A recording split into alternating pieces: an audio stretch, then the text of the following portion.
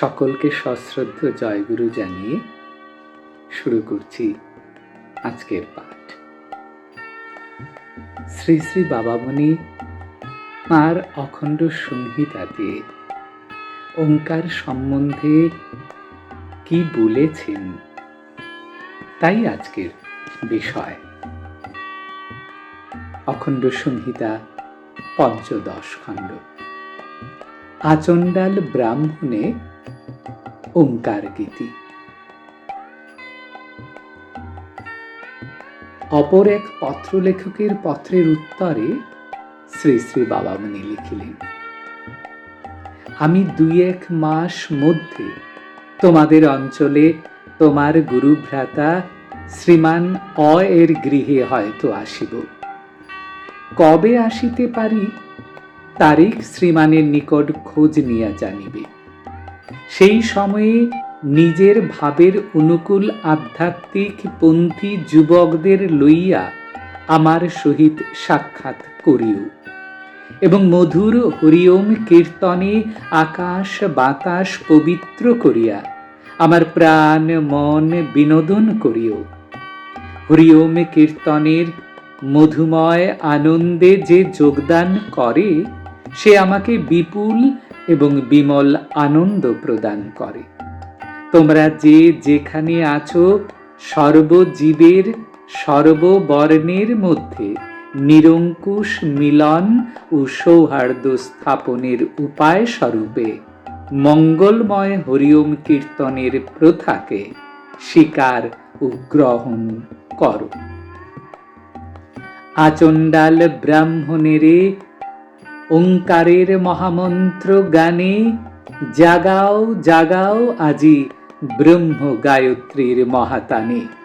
অতীতের অন্ধকার আত্মবিশ্বাসে কর দূর, নিচতাহীনতা বোধ শতখণ্ডে করো আজি চূর।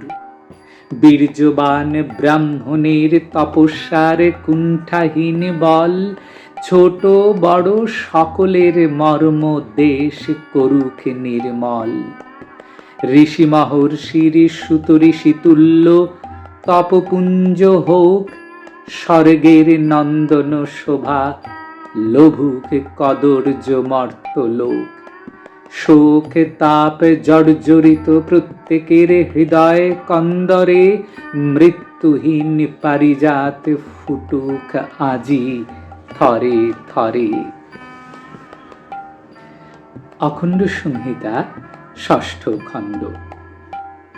ওঙ্কার মন্ত্রই শ্রেষ্ঠ মন্ত্র। শ্রী শ্রী বাবামণি বলিলেন, দর্জির দোকানে গেলে এক এক জনের জন্য এক এক মাপের জামা কিনতে হয়। একই জামা সকলের গায়ে লাগে না। নির্দিষ্ট দেব দেবীর ভাবোদ্দীপক সাম্প্রদায়িক মন্ত্রগুলো ঠিক সেই প্রকারের।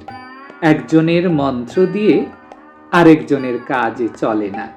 কিন্তু কম্বলের দোকানে গেলে সকলেরই একই মাপের কম্বল কিনতে হয়। আমি মোটাই হই আর সরুই হই, কম্বল মুড়ি দিয়ে বসলেই শীত খতম। ওঙ্কার মন্ত্র সেই রূপ।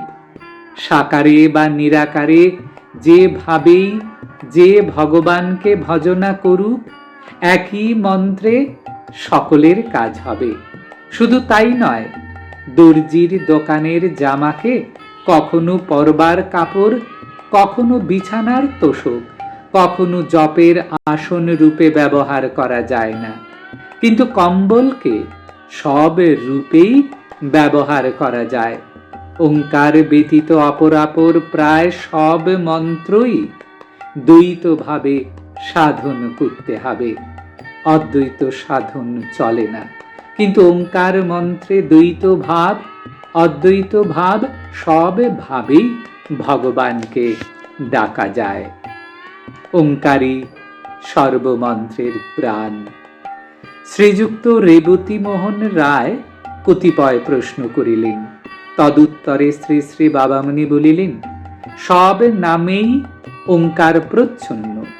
একই হরিতকি যেমন সোনার ডিবায় রূপার পাত্রে, পিতলের কৌটায়, খোলা রেকাবিতে, শালের দোনায় বা খালি হাতে দেওয়া যেতে পারে।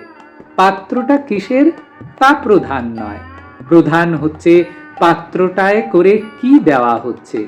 ঠিক তেমনি ওঙ্কারী সব নামে প্রচ্ছন্ন, এ কথার মানে হচ্ছে ওঙ্কারী সব নামের প্রাণ।